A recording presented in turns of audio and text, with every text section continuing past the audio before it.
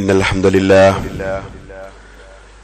نحمده ونستعينه ونستغفره ونستهديه ونؤمن به ونتوكل عليه ونعوذ بالله من شرور أنفسنا ومن سيئات أعمالنا من يهده الله فلا مضل له ومن يضلل فلا هادي له وأشهد أن لا إله إلا الله وحده لا شريك له وأشهد أن محمدا عبده ورسوله أرسله بالهدى ودين الحق ليظهره على الدين كله ولو كره المشركون اللهم صل على محمد وعلى آل محمد كما صليت على إبراهيم وعلى آل إبراهيم إنك حميد مجيد اللهم بارك على محمد وعلى آل محمد كما باركت على إبراهيم وعلى آل إبراهيم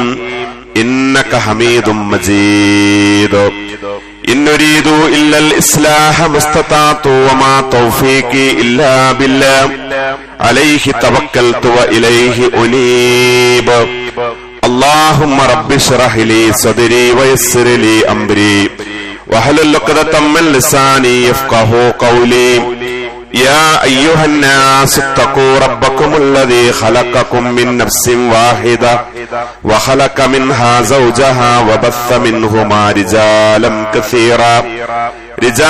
كثيرا ونساء واتقوا الله الذي تساءلون به والأرحام إن الله كان عليكم رقيبا أما بعد فإن خير الحديث كتاب الله وخير الهدي هدي محمد صلى الله عليه وسلم وشر الأمور محدثاتها وكل محدثة بدعة وكل بدعة ضلالة وكل ضلالة في النار أيها الناس أوصيكم وإياي أولا بتقوى الله أعوذ بالله من الشيطان الرجيم يا أيها الذين آمنوا اتقوا الله حق تقاته ولا تموتن إلا وأنتم مسلمون بسم الله الرحمن الرحيم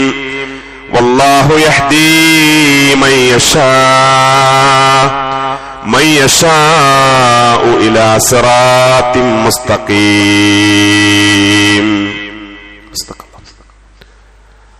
ബഹുമാനരായ വിശ്വാസിനികളെ, ജീവിതത്തിന്റെ എല്ലാ സന്ദർഭങ്ങളിലും സൃഷ്ടാവും നിയന്താവുമായ അള്ളാഹുവിന്റെ കൽപ്പന നിർദ്ദേശങ്ങൾക്ക് ആജ്ഞാനവർത്തികളായി ജീവിതാന്ത്യം വരെ ഈമാനും തഖ്വയും നിലനിർത്തി അള്ളാഹുവിന്റെ ഇഷ്ടവും പൊരുത്തവും നേടിയെടുക്കുവാൻ പരമാവധി യത്നിക്കണമേ എന്ന് ആമുഖമായി എന്നോടും അതോടൊപ്പം നിങ്ങൾ ഓരോരുത്തരോടും ഓർമ്മപ്പെടുത്തുകയാണ്, വസിയത്ത് ചെയ്യുകയാണ്. അള്ളാഹു അത്തരം ഭാഗ്യശാലികളിൽ, മുത്തക്കികളിൽ, വിശിഷ്യ മുവഹിദുകളിൽ നമ്മെല്ലാവരെയും ഉൾപ്പെടുത്തി അനുഗ്രഹിക്കുമാറാവട്ടെ. ഈ ഭൂമി ലോകത്ത് മറ്റേതൊരു സൃഷ്ടിയേക്കാളും ബുദ്ധി കൊണ്ടും വിവേകം കൊണ്ടും കഴിവുകൊണ്ടുമെല്ലാം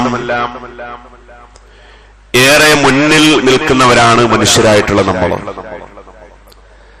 ഭൂമി വിട്ട് വാനലോകത്തുകൂടെ സഞ്ചരിച്ച്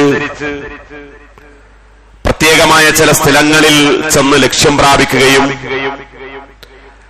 അവിടെ പ്രത്യേകമായിട്ടുള്ള നിലയങ്ങൾ രൂപകൽപ്പന ചെയ്യുകയും എന്നിട്ട് ദിവസങ്ങളോളം അവിടെ പഠനം നടത്തി അവിടെ ചെലവഴിച്ച് കഴിഞ്ഞ് മടങ്ങി വന്ന മുൻഗാമികളും അത്തരത്തിലുള്ള ഉന്നതന്മാരുമൊക്കെ കഴിഞ്ഞുപോയ മണ്ണിലാണ് നമ്മൾ ജീവിച്ചുകൊണ്ടിരിക്കുന്നത്.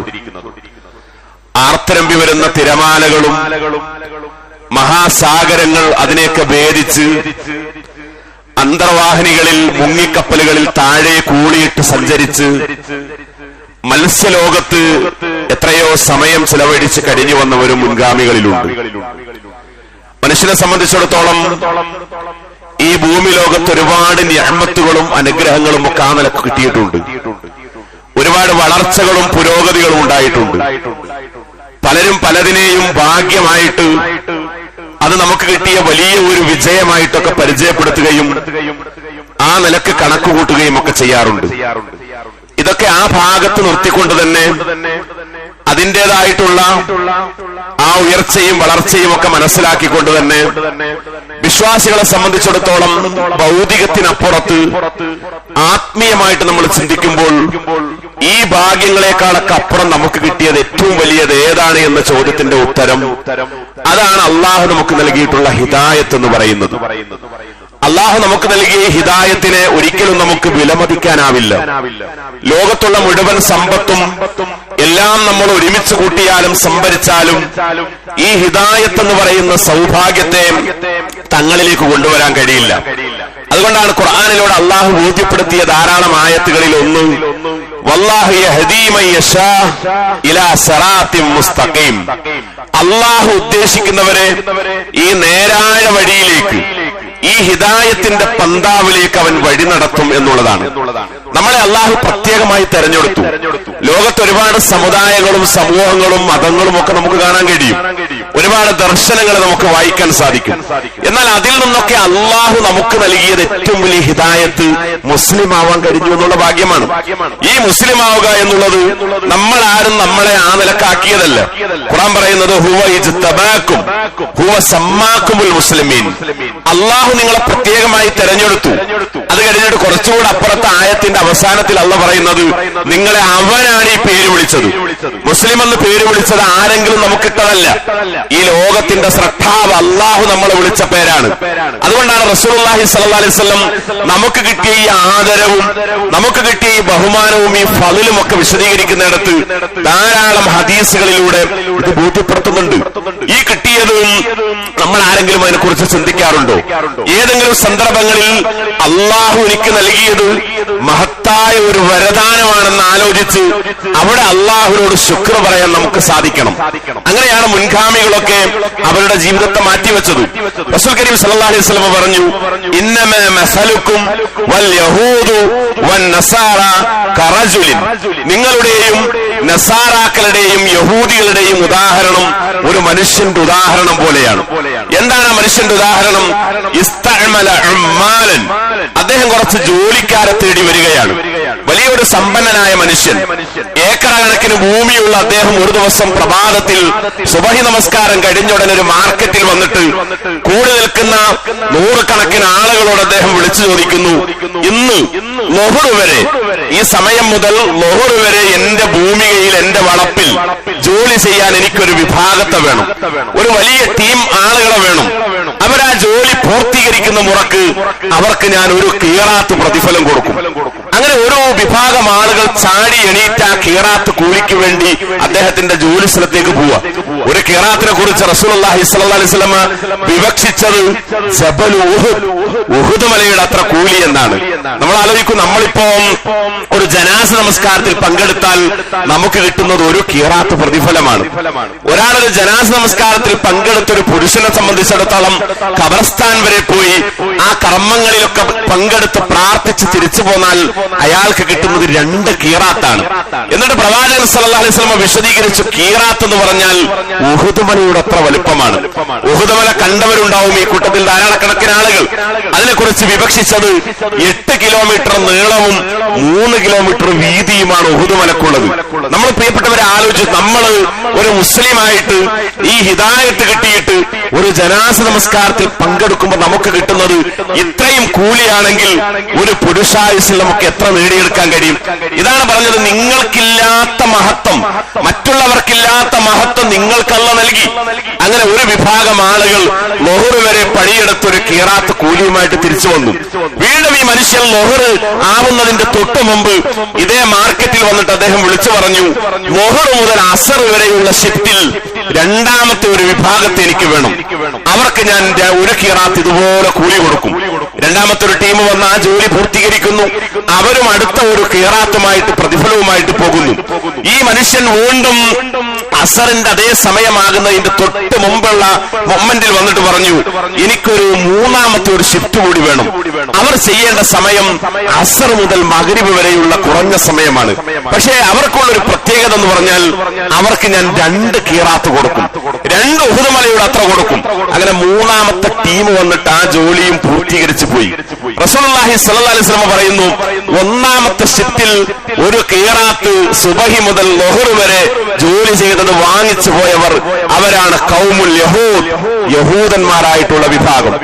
രണ്ടാമത്തെ ഷിഫ്റ്റിൽ ളുഹർ മുതൽ അസർ വരെ പണിയെടുത്ത് പോയിട്ടുള്ളവർ അവരാണ് ഖൗമുൻ നസാറ, നസാറാക്കളായിട്ടുള്ള ആളുകൾ.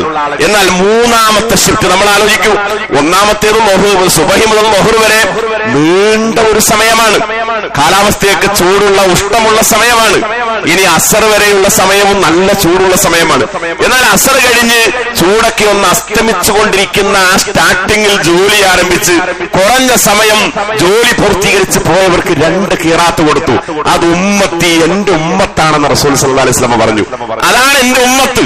ഈ സമയത്ത് ആ ഹദീസിന്റെ ബാക്കി ഇങ്ങനെ വായിക്കാൻ കഴിയും.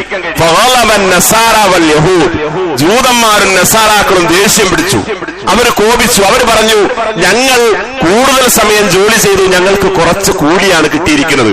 അപ്പൊ അള്ളാഹുവിനോട് ചോദിച്ചൊരു ചോദ്യമുണ്ട്, ഹൽ നഖസ്തുക്കും മിൻ ഹഖിക്കും, നിങ്ങളുടെ ഹക്കിൽ നിന്ന് ഞാൻ വല്ലതും കുറച്ചതായിട്ട് നിങ്ങൾക്ക് വാദമുണ്ടോ? നിങ്ങൾ അങ്ങനെ വിചാരിക്കുന്നുണ്ടോ? അവർ പറഞ്ഞു, ഇല്ല, ഒന്നും കുറച്ചിട്ടില്ല. ഞങ്ങൾക്ക് ഞങ്ങൾ എടുത്തതിനേക്കാൾ എത്രയോ കൂടുതലാണ് കിട്ടിയത്. പക്ഷെ ഞങ്ങളുടെ ഒരു പരിഭവം, ഞങ്ങളുടെ ഒരു സങ്കടം എന്ന് പറയുന്നത് അവർക്ക് എന്തിനാണ് 2 ഖീറാത്ത് കൊടുത്തത്?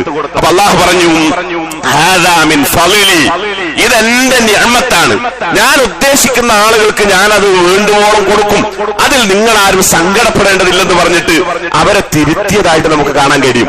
പ്രിയപ്പെട്ടവരെ, ഞാൻ ഈ പറഞ്ഞത് നമ്മെ സംബന്ധിച്ചിടത്തോളം അള്ളാഹു ഈ ദുനിയാവിൽ മാത്രമല്ല, ഈ ദുനിയാവിൽ മാത്രമല്ല നമ്മളെ തെരഞ്ഞെടുത്തത്, പരലോകത്ത് നമുക്ക് പ്രത്യേകമായ സ്ഥാനം നൽകി. നബി കരീം സല്ലല്ലാഹു അലൈഹി വസല്ലം പറഞ്ഞു, നാളെ പരലോകത്ത് ആദ്യമായിട്ട് അള്ളാഹു വിളിക്കുന്നത് നൂഹ് നബി അലൈഹിസ്സലാത്തു വസ്സലാമയെയാണ്. ലോകത്ത് കടന്നു വന്ന ഒന്നാമത്തെ റസൂല് ആദം നബിയും അവിടെ നിന്ന് അങ്ങോട്ട് നബിമാരുണ്ട്. ഈ നബിമാരൊക്കെ നബിമാർ മാത്രമായിട്ടുള്ളവരുണ്ട്. എന്നാൽ നബിമാരും റസൂലുമാരുമായിട്ട് കടന്നു വന്നത് എന്ന് പറഞ്ഞാൽ, റസൂലുമാർ എന്ന് പറഞ്ഞാൽ അവരുടെ മുമ്പിൽ ഒരു സമൂഹമുണ്ട്. ഇപ്പൊ ആദം നബി എന്ന് പറയുമ്പോൾ അലൈഹിസ്സലാം അദ്ദേഹത്തിന് മുമ്പിൽ ഒരു സമൂഹമില്ല, പ്രബോധനം ചെയ്യാൻ ആളുകളായി വന്നിട്ട് കാത്തിരിക്കണം. എന്നാൽ നൂഹ് നബി അലൈഹിസ്സലാത്തു വസ്സലാം ഒരു സമൂഹം രൂപപ്പെട്ടപ്പോഴാണ് പ്രവാചകനായിട്ട് അള്ളാഹു നിശ്ചയിക്കുന്നത്. ആ പ്രവാചകനെ പരലോകത്ത് അള്ളാഹു ആദ്യമായി വിളിക്കും. എന്നിട്ട്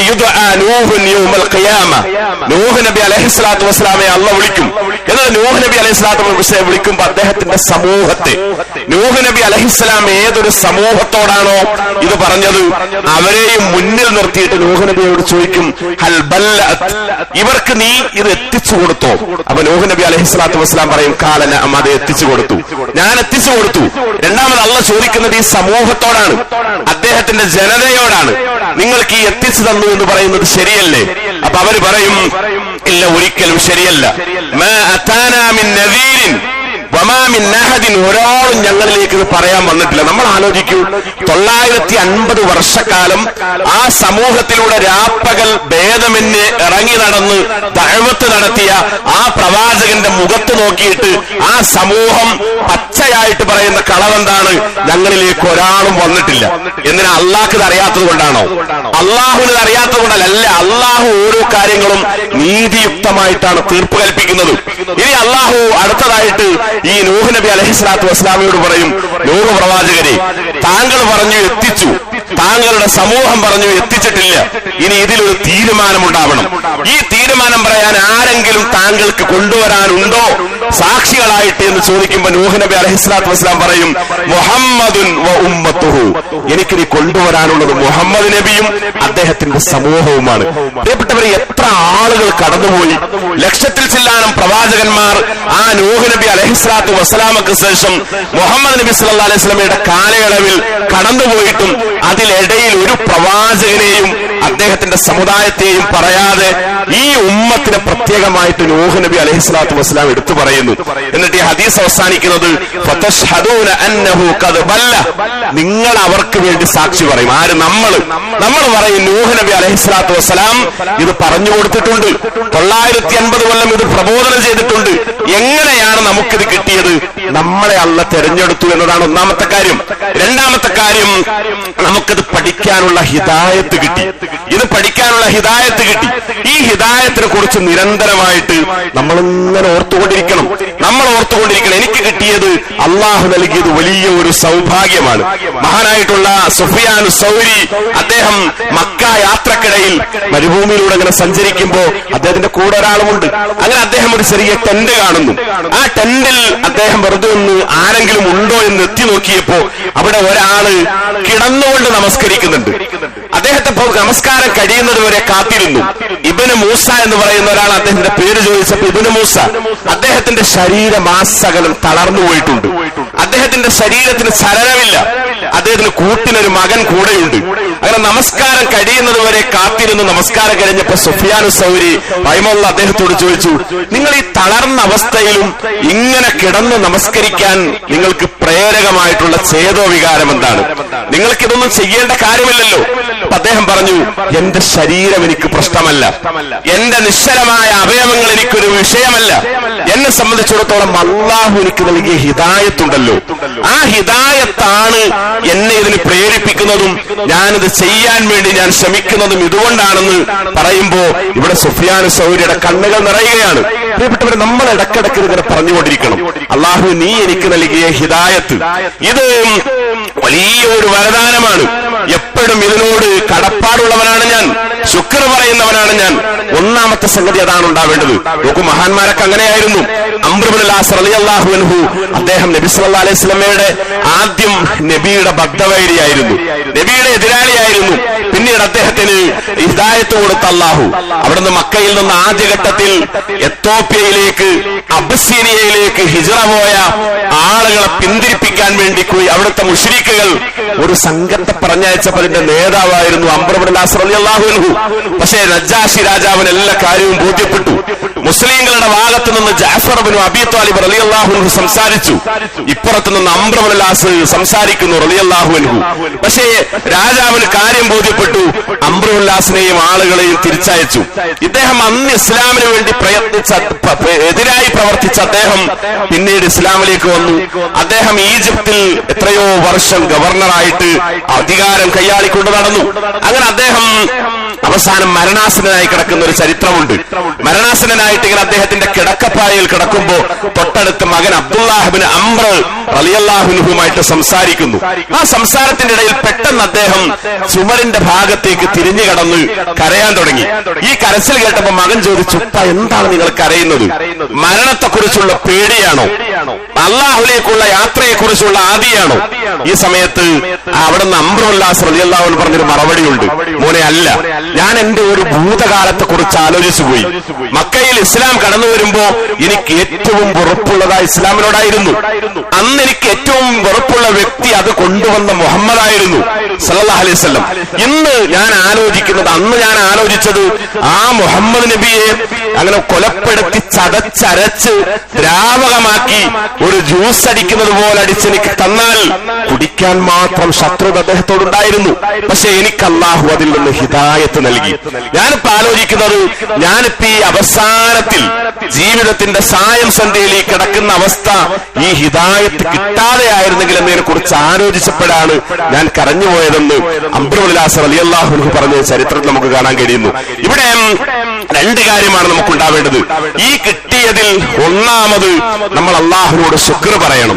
അള്ളാഹുവിനോട് ശുക്ർ പറയണം. എങ്ങനെയാണ് നമ്മൾ ശുക്ർ പറയേണ്ടത്?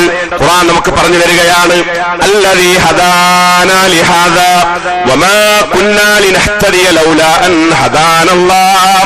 ഇത്തരമൊരു ഹിദായത്തിലേക്ക് ഞങ്ങൾക്ക് വഴി കാണിച്ചു തന്ന അള്ളാഹുവേ, നീ ഇങ്ങനെ കാണിച്ചു തന്നിട്ടില്ലായിരുന്നെങ്കിൽ ഇങ്ങനെ ഒരു ഹിദായത്തിലേക്ക് ഞങ്ങൾക്ക് എത്താൻ സാധിക്കുമായിരുന്നില്ല. എത്ര ആളുകൾ ഇത് കിട്ടാതെ പോയവരുണ്ട്.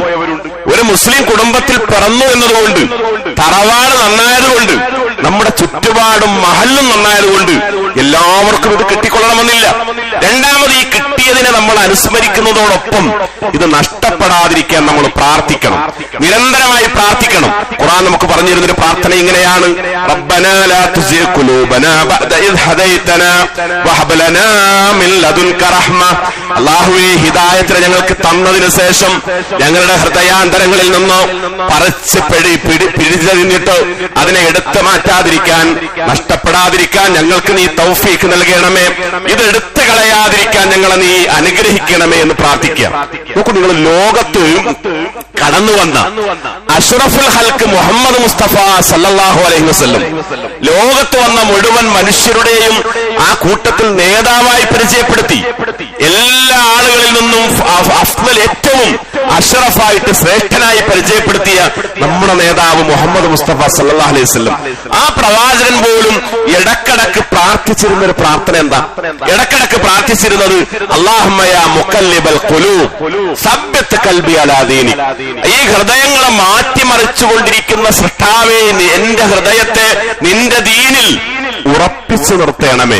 അവൻ നബി സല്ലല്ലാഹു അലൈഹി വസല്ലമയുടെ ഭാര്യ നമ്മുടെ ഉമ്മ ഉമ്മു സലമ റളിയല്ലാഹു അൻഹ ചോദിക്കും, നിങ്ങളും എന്തിനാണ് നബി ഇങ്ങനെ പ്രാർത്ഥിക്കുന്നത്? നിങ്ങൾക്കും ഇത്രമാത്രം പേടിയോ? നിങ്ങൾ നബിയല്ലേ, നിങ്ങൾ റസൂലല്ലേ, അള്ള തെരഞ്ഞെടുത്ത ആളല്ലേ, എന്നിട്ട് നിങ്ങൾ എന്തിനാണ് ഇങ്ങനെ ചെയ്യുന്നത് എന്ന ചോദ്യത്തിന്റെ മുന്നിൽ റസൂൽ സല്ലല്ലാഹു അലൈഹി വസല്ലമ പറഞ്ഞ ഉത്തരം ഉമ്മു സലമ എപ്പോഴും ഇത് നമ്മുടെ മനസ്സിൽ നിന്ന് കടന്നു പോകാനുള്ള സാധ്യതയുണ്ട്. കടന്നു പോകാനുള്ള സാധ്യത കിട്ടിയിട്ട് പോയ എത്ര മനുഷ്യന്മാരുണ്ട്. നമ്മൾ ആലോചിക്കും, ഞാൻ നേരത്തെ പറഞ്ഞ എത്യോപ്യയിലേക്ക് ഇസ്ലാമിന്റെ തുടക്കത്തിൽ ശത്രുക്കളുടെ പീഡനങ്ങളും മർദ്ദനങ്ങളും വർദ്ധിച്ച മുറക്ക് റസൂൽ സല്ലല്ലാഹു അലൈഹി വസല്ലം കുറച്ച് വിശ്വാസികളെ എത്യോപ്യയിലേക്ക് പറഞ്ഞേക്കുക. അബസീനിയയിലേക്ക്. അവിടുത്തെ രാജാവ് ഒരു ക്രിസ്തീയ രാജാവാണ്, ക്രിസ്തീയ ഭരണമാണ്. എന്നാലും അദ്ദേഹം നന്നായിട്ട് ഇവർക്കെല്ലാ സഹായവും കൊടുക്കുമെന്ന ഉദ്ദേശത്തിൽ പറഞ്ഞയച്ചു. അങ്ങനെ അവിടെ എത്തിയ സമയത്ത് ആ പോയ കൂട്ടത്തിൽ ഉമ്മു ഉബൈദുല്ലാ റളിയല്ലാഹു അൻഹു, ഉമ്മു ഹബീബ റളിയല്ലാഹു അൻഹ, അബൂ സുഫിയാന്റെ മകളായിരുന്നു ഉമ്മു ഹബീബ. ഈ ഉമ്മു ഹബീബ റളിയല്ലാഹു അൻഹ, അബൂ സുഫിയാൻ ഇസ്ലാമിന്റെ ശത്രുവായിട്ടും എതിരാളിയായിട്ടും അതിനെയൊക്കെ മറികടന്ന് എല്ലാത്തിലും അതിജയിച്ചിട്ടാണ് അവിടുന്ന് ഉബൈദുല്ലാ റളിയല്ലാഹു അൻഹുവിന്റെ ഭാര്യയായിട്ട് അവർ രണ്ടുപേരും ഹിജ്റ പോകുന്നത്. അവിടെ എത്തി അവിടുത്തെ ചുറ്റുപാടും സാഹചര്യങ്ങളും കണ്ടപ്പോ നമ്മൾ ആലോചിക്കും, ഈ സഹാബി ഈ ക്രിസ്തീയ ആചാരങ്ങളും അവിടുത്തെ ഓരോന്നും കണ്ടപ്പോ അദ്ദേഹം അതിലേക്ക് ആകൃഷ്ടനായി. പതുക്കെ അദ്ദേഹം ക്രിസ്തുമതം സ്വീകരിച്ചു. ഭാര്യയെ വിളിച്ചു, ഉമ്മു ഹബീബ റളിയല്ലാഹു അൻഹയെ വിളിച്ചു. അവര് പറഞ്ഞു, ഇവിടെ വെച്ച് മരിച്ചാലും ശരി ഈ ഒരു ഹിദായത്തിൽ നിന്നും വഴിമാറുന്ന പ്രശ്നമില്ല. അവസാനം റസൂൽ സല്ലല്ലാഹു അലൈഹി വസല്ലം വിവരം അറിഞ്ഞു. ദൂതന്മാരെ പറഞ്ഞേച്ച് അവരെ തിരിച്ച് മക്കയിലേക്ക് കൂട്ടിക്കൊണ്ടുവന്നു. വീട്ടിലേക്ക് കയറാൻ കഴിയില്ല. അബൂ സുഫിയാനും ഹിന്ദുമൊക്കെ ഇസ്ലാമിന്റെ ബദ്ധവൈരികളാണ്. ഒരു അഭയം കിട്ടണം. റസൂൽ സല്ലല്ലാഹു അലൈഹി വസല്ലം അവർക്ക് ജീവിതം കൊടുത്തു. അവരെ ഭാര്യയായിട്ട് തെരഞ്ഞെടുത്തു. ഉമ്മഹാത്തുൽ മുഅ്മിനീങ്ങളിൽ ഒരാളായിട്ട് അവർ തെരഞ്ഞെടുക്കപ്പെട്ടു. നമ്മൾ ആലോചിക്കൂ, ആ ഉബൈദുല്ലാ റളിയല്ലാഹു അൻഹു അധികം താമസിയാതെ ക്രിസ്തീയ ആചാരത്തിൽ ക്രിസ്ത്യാനിയായി മരണപ്പെടുമ്പോൾ നമ്മൾ ചിന്തിക്കേണ്ടത്, സഹാബിമാർക്ക് പോലും ഇത്തരം ദുരന്തങ്ങൾ കടന്നു വന്നിട്ടുണ്ടെങ്കിൽ നമ്മൾ നിരന്തരമായി പ്രാർത്ഥിക്കണം. എന്റെ ഹിദായത്ത് നഷ്ടപ്പെടാതിരിക്കാൻ, ഈ ഹിദായത്തിൽ നിലനിൽക്കാൻ അള്ളാഹുവോട് നമ്മൾ പ്രാർത്ഥിച്ചുകൊണ്ടിരിക്കണം. ഇനി നമ്മൾ ചിന്തിച്ചു നോക്കൂ, പ്രവാചകന്മാരുടെ കുടുംബങ്ങൾക്ക് വരെ കിട്ടാതെ പോയത്, പ്രവാചകന്മാരുടെ കുടുംബത്തിന് വരെ നഷ്ടമായത്. ഇപ്പൊ നൂഹ് നബി അലൈഹിസ്സലാത്തു വസ്സലാം പ്രാർത്ഥിച്ചത്, അദ്ദേഹം ആഗ്രഹിച്ചത്, എന്റെ ഭാര്യയും എന്റെ മക്കളുമൊക്കെ എന്റെ കൂടെ ഹിദായത്തിൽ നിലനിന്ന് അവസാനം സ്വർഗത്തിലേക്ക് ഒരുമിച്ച് പോകണമെന്നായിരുന്നു. നൂഹ് നബി അലൈഹിസ്സലാത്തു വസ്സലാമയുടെ ഭാര്യ കൂടെ താമസിച്ചത് എത്ര വർഷമാണ്, എത്ര കൊല്ലമാണ് ഒന്നിച്ച് ഉറങ്ങിയത്, ഒന്നിച്ച് ഭക്ഷണം കഴിച്ചത്, ഒന്നിച്ച് കുടുംബജീവിതം നയിച്ചത്. പക്ഷെ ആ ഭാര്യയെ കുറിച്ച് ഖുർആൻ പറയുന്നത്, നാളെ പരലോകത്ത് അവരോട് അല്ലാഹ് പറയും, വഖീല ദുഖലന്നാറ മഅദ്ദാഖിലീൻ. ലോകത്തുള്ള അവിശ്വാസികൾക്ക് മാതൃകയായി പരിചയപ്പെടുത്തിയത് ഏതെങ്കിലും ധിക്കാരികളുടെ, മോശക്കാരുടെ, തമ്മാടികളുടെ ഭാര്യമാരെ അല്ല. നമ്മൾ അടിവരയിട്ട് വായിക്കണം. ലോകത്തുള്ള അവിശ്വാസികൾക്ക് മാതൃകയായിട്ട് അവർക്ക് ഫോളോ ചെയ്യാനുള്ള രണ്ടാളുകളെ പരിചയപ്പെടുത്തിയപ്പോ അത് രണ്ട് നബിമാരുടെ ഭാര്യമാർ. ഒന്ന് നൂഹ് നബി അലൈഹിസ്സലാത്തു വസ്സലാം, രണ്ട് ലൂത്ത് നബി അലൈഹിസ്സലാത്തു വസ്സലാം. ഇവരോട് നാളെ പരലോകത്ത് അല്ലാഹ് പറയും, നിങ്ങൾ നരകത്തിലേക്ക് പ്രവേശിച്ചുകൊള്ളുവിൻ. അപ്പൊ കുടുംബം നന്നായതുകൊണ്ട് കാര്യമില്ല. പ്രവാചകന്മാർക്ക് പോലും കിട്ടാതെ പോയത്, പ്രവാചകന്മാർക്ക് നഷ്ടപ്പെട്ടു പോയത്. ആസിയ ബീബി ആഗ്രഹിച്ചത്, എന്റെ ഭർത്താവ് ഹിദായത്തിലേക്ക് വരണം. ഫറോവ വന്നില്ല. അവസാനം ഹിദായത്ത് കിട്ടാതെ അള്ളാഹുവിന്റെ ശിക്ഷക്ക് പാത്രീഭൂതനായ ചരിത്രമാണ് നമുക്ക് കാണാൻ കഴിയുന്നത്. ഇബ്രാഹിം നബി അലൈഹിസ്സലാത്തു വസ്സലാം ആഗ്രഹിച്ചത് എന്റെ ഉപ്പ ഹിദായത്തിലേക്ക് വരണം. നമ്മൾ ആലോചിക്കും സ്വന്തം ഉപ്പയെ കുറിച്ച് നമ്മുടെ ഒരു വൈകാരികത എന്തായിരിക്കും, സ്വന്തം ഉമ്മയെ കുറിച്ച് നമ്മുടെ ഒരു മാനസികാവസ്ഥ എന്തായിരിക്കും.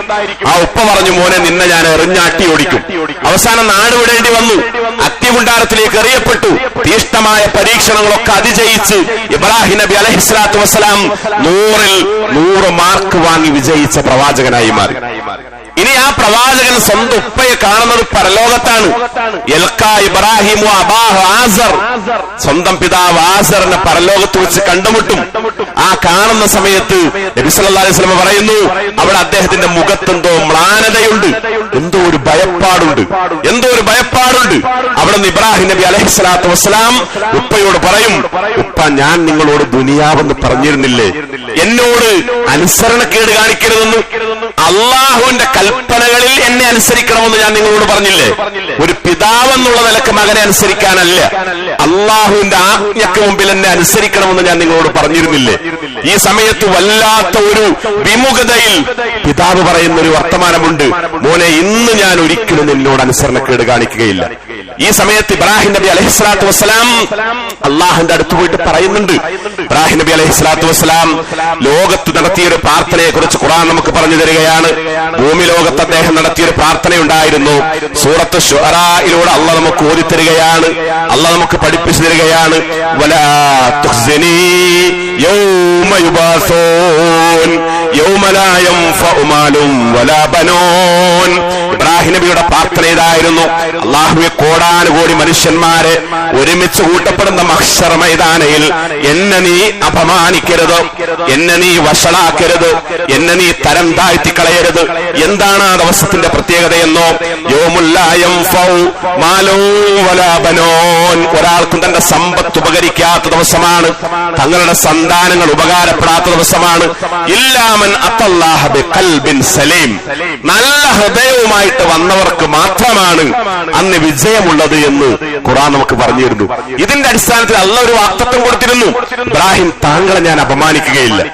ഈ ഒരു കരാറ് മുന്നിൽ വെച്ചുകൊണ്ട് അള്ളാഹുവിനോട് സ്വന്തം ഉപ്പക്ക് വേണ്ടി സംസാരിക്കുമ്പോൾ അള്ളാഹ് പറയുന്നത് എന്താണ്, നിഷേധികൾക്ക് സ്വർഗം ഹറാമാണ് ഇബ്രാഹിം, അതുകൊണ്ട് ഉപ്പക്ക് വേണ്ടി എന്നോട് ഒന്നും സംസാരിക്കേണ്ടതില്ല.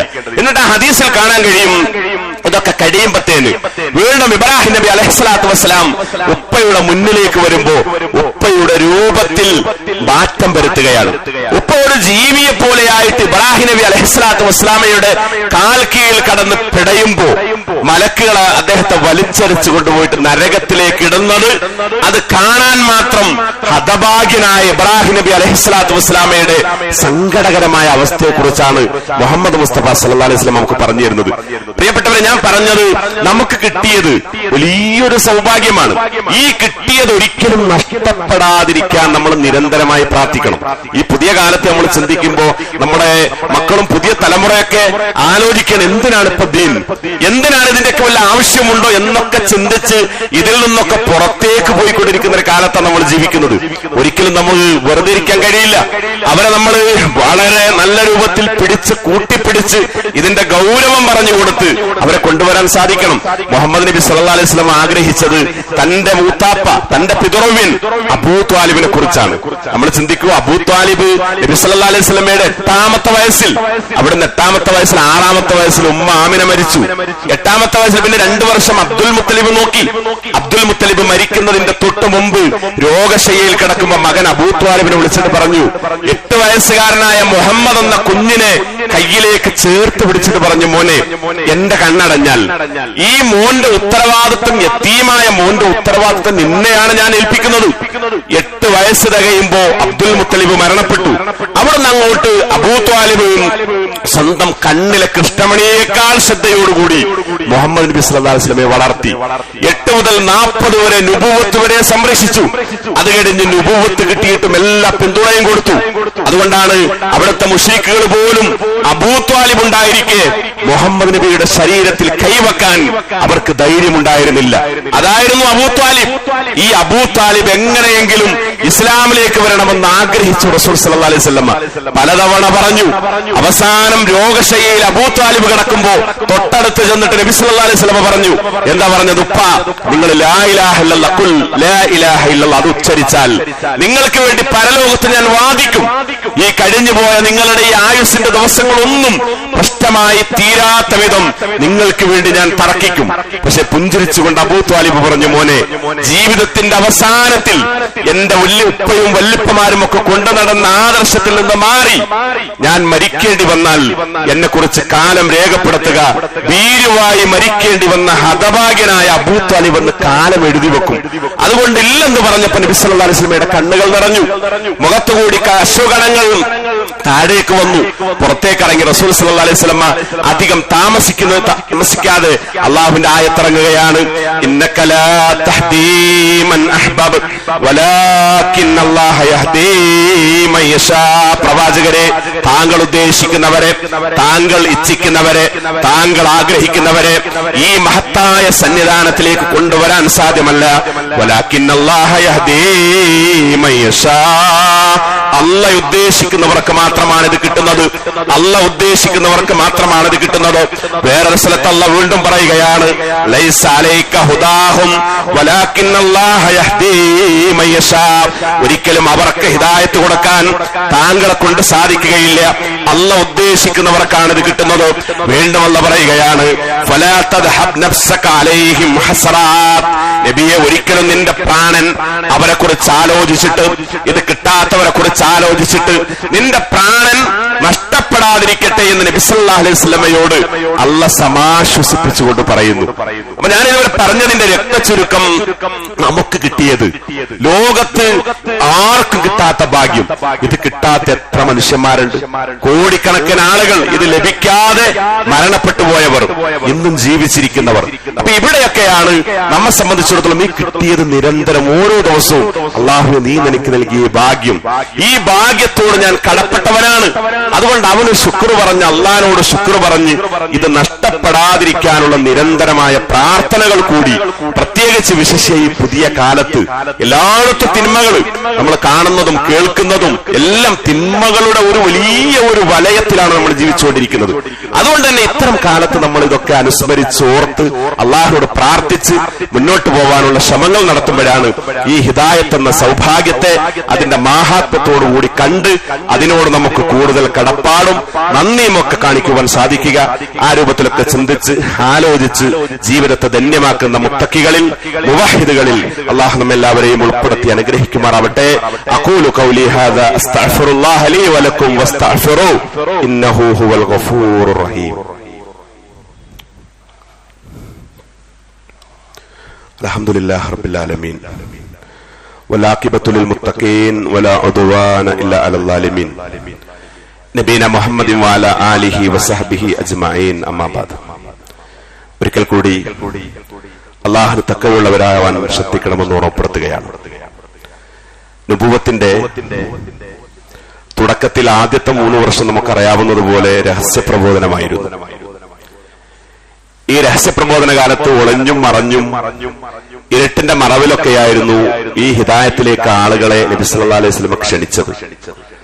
അതുകൊണ്ട് തന്നെ ഒറ്റപ്പെട്ട ആളുകൾ, അന്നിങ്ങനെ അടിമകളും പാവപ്പെട്ടവരും, അന്നത്തെ കാലഘട്ടത്തിൽ ഏറ്റവും താഴേക്കിടയിൽ നിൽക്കുന്നവരൊക്കെ ഇസ്ലാമിലേക്ക് പതുക്കെ പതുക്കെ വരാൻ തുടങ്ങി.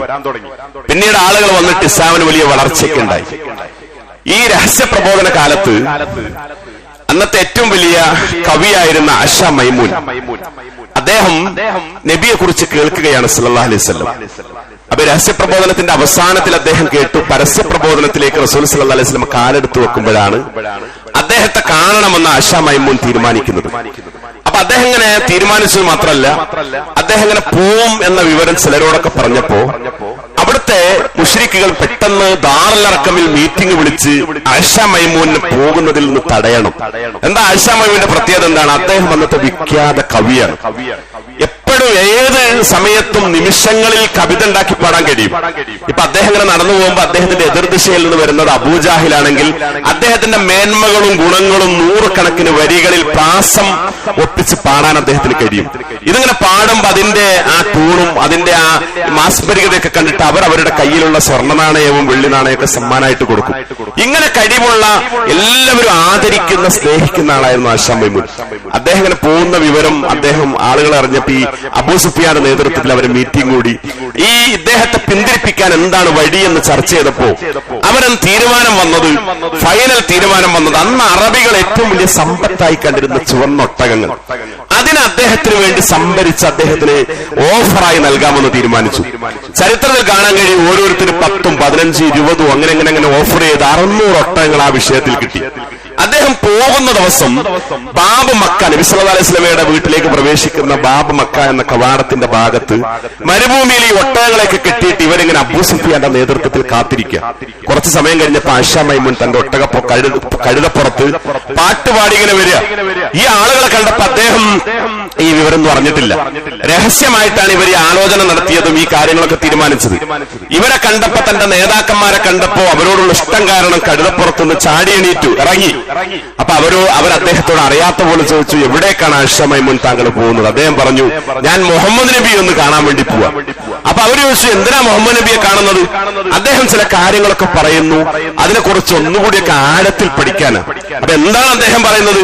അപ്പൊ 1-2 കാര്യങ്ങളൊക്കെ പറഞ്ഞു കൊടുത്തു. കുടുംബബന്ധം നിലനിർത്തണമെന്ന് പറയുന്നുണ്ട്, സത്യമേ പറയാവൂ എന്ന് പറയുന്നുണ്ട്, ഇനിയും പലതുമുണ്ട്, അത് കേൾക്കാനാണ് ഞാൻ പോകുന്നത്.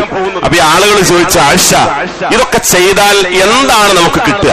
അപ്പൊ അദ്ദേഹം പറഞ്ഞു, ഇന്ന് ചെയ്താൽ നാളെ കൂലി കിട്ടും, ഇന്ന് ചെയ്താൽ നാളെ കൂലി കിട്ടും, അഥവാ ഇന്ന് പ്രവർത്തിച്ചാൽ, ആയുസ്സിൽ പ്രവർത്തിച്ചാൽ പരലോകത്ത് കിട്ടും. അപ്പൊ ഇവരുടെ മറുചോദ്യം, ഇത് കിട്ടുമെന്നതിന് എന്ത് ഉറപ്പാണുള്ളത്? ആരെങ്കിലും ഇത് കിട്ടിയിട്ട് തിരിച്ചു വന്ന ചരിത്രമുണ്ടോ? മരണപ്പെട്ടു പോയി കൂലി വാങ്ങി തിരിച്ചു വന്നവരുണ്ടോ? എന്നിട്ട് ഇവര് പറഞ്ഞു, ഞങ്ങൾ നിന്നോട് പറയുന്നു, നീ ഇപ്പോ നബിയെ കാണാതെ തിരിച്ചു പോവുകയാണെങ്കിൽ, നിന്റെ വീട്ടിലേക്ക് എന്നെ മടങ്ങുകയാണെങ്കിൽ ഈ കാണുന്ന 600 ഒട്ടകം നിനക്കുള്ള കൂലിയാണ്. അദ്ദേഹം ഒരു അല്പസമയം ഒന്ന് മാറി നിന്ന് ആലോചിച്ചപ്പോ അദ്ദേഹത്തിന്റെ മനസ്സ് മാറി. അദ്ദേഹത്തിന് തോന്നി, എന്റെ മുഹമ്മദ് നബി പറയുന്നു ഇന്ന് ചെയ്താൽ നാളെ കിട്ടുമെന്നാണ് മുഹമ്മദ് നബി സല്ലല്ലാഹു അലൈഹി വസല്ലം പറയുന്നത്. പക്ഷെ ഒരു ഉറപ്പില്ല. എന്റെ നേതാക്കന്മാർ, എന്നെ സ്നേഹിക്കുന്നവർ പറയുന്നു ഇന്ന് തന്നെ എനിക്ക് കൂലി കിട്ടും. ഈ നേതാക്കന്മാരെ ആലോചിച്ച് എന്താന്ന് ചോദിച്ചാല്, ആയിഷ മൈമൂൻ നബിയെ പോയി കാണും, ഉറപ്പായിട്ടും അദ്ദേഹം ഇസ്ലാം സ്വീകരിക്കും, അദ്ദേഹം ഹിദായത്തിലേക്ക് വരും. വന്നു കഴിഞ്ഞാൽ അദ്ദേഹം ഈ നാട്ടിലെ ചെറുപ്പക്കാരെയൊക്കെ പാട്ടുപാടിയിട്ട് ഇസ്ലാമിലേക്ക് കൂട്ടും. അത്രയും കഴിവുള്ള വ്യക്തി. അതുകൊണ്ടാണ് അദ്ദേഹത്തെ തടയാൻ വേണ്ടി ഇത്രയും വലിയൊരു തീരുമാനം അവരെടുത്തത്. അങ്ങനെ അദ്ദേഹം തീരുമാനിച്ചു വീട്ടിലേക്ക് പോവാൻ. ചരിത്രത്തിൽ കാണാൻ കഴിയും, അദ്ദേഹം വീട്ടിലേക്ക് തന്റെ കഴുതപ്പുറത്ത് ഇങ്ങനെ പിന്നിൽ ഈ ഒട്ടകങ്ങളെയും തെളിച്ച് ഈ ആളുകളിൽ പലരും അദ്ദേഹത്തിന്റെ വീട്ടിലേക്ക് എത്തിക്കാൻ വേണ്ടി പോവാ. ചരിത്രം പറയുന്നു, പ്രിയപ്പെട്ടവരെ, അത്ഭുതകരമായിട്ട് അദ്ദേഹം തന്റെ വീടെത്തുന്നതിന്റെ തൊട്ടു മുമ്പ് തന്റെ കഴുതപ്പുറത്ത് നിന്ന് അബദ്ധത്തിൽ വഴുതി വീഴുകയും അങ്ങനെ പിന്നിലൂടെ വന്ന ഒട്ടകങ്ങൾ പലതും അദ്ദേഹത്തിന്റെ ശരീരത്തിൽ കയറിയിറങ്ങി ആ മനുഷ്യൻ ഈ ഹിദായത്തിന്റെ അടുത്തെത്തിയിട്ട് അത് കിട്ടാതെ നരകത്തിന്റെ അഹലുകാരനായിട്ട് പോയി. നമ്മൾ ആലോചിക്കും, ഖുർആൻ പറയുന്നു, എത്രമാത്രം സത്യമാണ് ഖുർആനിന്റെ ഒരു പ്രഖ്യാപനം. ഹസിറ ദുനിയ വൽ ആഖിറ ദാലിക ഹുവൽ ഹുസ്റാനുൽ മുബീൻ. ദുനിയാവ് പോയി, പരലോകവും പോയി, രണ്ടും നഷ്ടമായി. ഇതിനേക്കാൾ വലിയ നഷ്ടം എന്താണ് എന്ന് ഖുർആൻ നമുക്ക് പറഞ്ഞു തരിക. ഞാനിത് പറഞ്ഞത് ഇതിനു വേണ്ടി നേതൃത്വം കൊടുത്ത അന്നത്തെ അവരുടെ നേതാക്കളിൽ ഒരാളായിരുന്ന അബൂ സുഫിയാൻ, ഇദ്ദേഹത്തിന്റെ മരണം കഴിഞ്ഞ് 19 വർഷം കഴിഞ്ഞ് മദീനയിൽ പോയി നബി സല്ലല്ലാഹു അലൈഹി വസല്ലം മക്ക ഫത്ത് ഉണ്ടാക്കിയ സമയത്ത്, മക്ക വിജയിച്ചടക്കിയപ്പോ ഈ അബൂ സുഫിയാനും ഈ ഹിന്ദുമൊക്കെ നബി സല്ലല്ലാഹു അലൈഹി വസല്ലമയുടെ അടുത്ത് വന്ന് ഇസ്ലാം പ്രഖ്യാപിച്ചു, ഈ ഹിദായത്തിലേക്ക് കടന്നു വന്നു. അപ്പൊ ഈ ആയിഷ മൈമൂനെ ഇതിൽ നിന്ന് തടയാൻ വേണ്ടി പ്രയത്നിച്ച അബൂ സുഫിയാൻ പിന്നീട് ഇത് കിട്ടി. ഞാൻ പറഞ്ഞതിന്റെ ചുരുക്കം, അല്ലാഹ് ഉദ്ദേശിക്കുന്നവർക്കാണ് ഇത് കിട്ടുക. എല്ലാവർക്കും ഇത് കിട്ടിക്കൊള്ളണമെന്നില്ല. അപ്പൊ ഈ കിട്ടിയതിനെ നമ്മൾ നിരന്തരമായിട്ട് ഓർത്ത് സ്മരിച്ച് ഓരോ സമയത്തും, ഓരോ പ്രഭാതത്തിലും പ്രദോഷത്തിലുമൊക്കെ ഇടക്കിടക്ക് നമ്മൾ പറയണം, അല്ലാഹുവേ നീ എനിക്ക് നൽകിയത് മഹത്തായ ഒന്നാണ്. പ്രവാചകന്മാരുടെ കുടുംബങ്ങൾക്ക് കിട്ടാത്തത്, മക്കൾക്ക് കിട്ടാത്തത്, ഭാര്യമാർക്ക് കിട്ടാത്തത്, സഹാബത്തിൽ പലർക്കും കിട്ടിയിട്ട് നഷ്ടപ്പെട്ടത്, അടുത്തെത്തിയിട്ട് കിട്ടാതെ പോയത്, അതിനെയാണ് എനിക്ക് നീ നൽകിയത് എന്നുള്ള ഒരു വൈകാരികതയിൽ നമ്മൾ അള്ളാഹുവിനോട് ശുക്ർ പറഞ്ഞ് പ്രാർത്ഥിച്ച് കടപ്പാറയിച്ചൊക്കെ മുന്നോട്ട് പോകുമ്പോഴാണ് അള്ളാഹു നമ്മളെ അനുഗ്രഹിക്കുക. ആ രൂപത്തിലൊക്കെ കൂടുതൽ കിട്ടിയ നിഅമത്തുകളെ കുറിച്ച് നിരന്തരമായി സ്മരിച്ച് അള്ളാഹുവിന്റെ തൃപ്തിക്കും അവന്റെ പൊരുത്തത്തിനുമൊക്കെ വേണ്ടി നമ്മൾ പരിശ്രമിക്കുക. അത്തരത്തിൽ പരിശ്രമിക്കുന്ന, അള്ളാഹുവിനോട് ശുക്ർ പറയുന്ന യഥാർത്ഥ മുത്തക്കികളിൽ, മുവഹിദുകളിൽ അള്ളാഹു നമ്മെല്ലാവരെയും ഉൾപ്പെടുത്തി അനുഗ്രഹിക്കുമാറാവട്ടെ. ജീവിതത്തിൽ വന്നിട്ടുള്ള ചെറുതും വലുതുമായ തെറ്റുകുറ്റങ്ങൾ അള്ളാഹു നമുക്കെല്ലാവർക്കും പുറത്തു തരുമാറാവട്ടെ. ഈ ഒരുമിച്ചിരുത്തിയതുപോലെ നാളെ സ്വർഗത്തിലും ഒരുമിക്കാൻ അള്ളാഹു നമുക്ക് ഭാഗ്യം നൽകുമാറാവട്ടെ. നമ്മയും നമ്മുടെ ഭാര്യാസന്താനങ്ങളെയും മാതാപിതാക്കളെയും അള്ളാഹു എല്ലാവിധ നന്മകളിലും അള്ളാഹു തുണക്കുകയും അവരോടൊന്നിച്ച് സ്വർഗത്തിൽ കഴിഞ്ഞുകൂടാൻ അള്ളാഹു എല്ലാവർക്കും ഭാഗ്യം നൽകുകയും ചെയ്യുമാറാവട്ടെ. പ്രയാസങ്ങൾ അനുഭവിക്കുന്ന ധാരാളക്കണക്കിന് ആളുകളുണ്ട്. ആരോഗ്യപരമായി ബുദ്ധിമുട്ടുന്നവർ എല്ലാവർക്കും അള്ളാഹു കൂടുതൽ ആഫിയത്തും ആരോഗ്യവും, രോഗങ്ങൾ കൊണ്ട് കഷ്ടപ്പെടുന്നവർക്ക് ശിഫയും ഒക്കെ നൽകി അനുഗ്രഹിക്കുമാറാവട്ടെ. ലോകത്ത് ധാരാളക്കണക്കിന് ആളുകൾ നമ്മുടെ ഈ ഉമ്മത്തിൽ നിന്ന്, ഈ ഹിദായത്ത് കിട്ടിയവരിൽ നിന്ന് പ്രയാസങ്ങൾ അനുഭവിക്കുന്നവരുണ്ട്, കഷ്ടപ്പെടുന്നവരുണ്ട്. എല്ലാവർക്കും അള്ളാഹുവിന്റെ പിന്തുണയും സഹായവും നൽകി അനുഗ്രഹിക്കുമാറാവട്ടെ. اللهم اغفر للمؤمنين والمؤمنات والمسلمين والمسلمات والأحياء منكم والأموات إنك مجيب الدعوات ويا قاضي الحاجات. اللهم أجرنا من النار، اللهم أجرنا من النار. اللهم أعز الإسلام والمسلمين وأذل الشرك والمشركين. اللهم اشف مرضانا ومرضى المسلمين. اللهم ارحم موتانا وموتى المسلمين. ربنا آتنا في الدنيا حسنة وفي الآخرة حسنة وقنا عذاب النار. وصلى الله على نبينا محمد وعلى آله وصحبه أجمعين والحمد لله رب العالمين.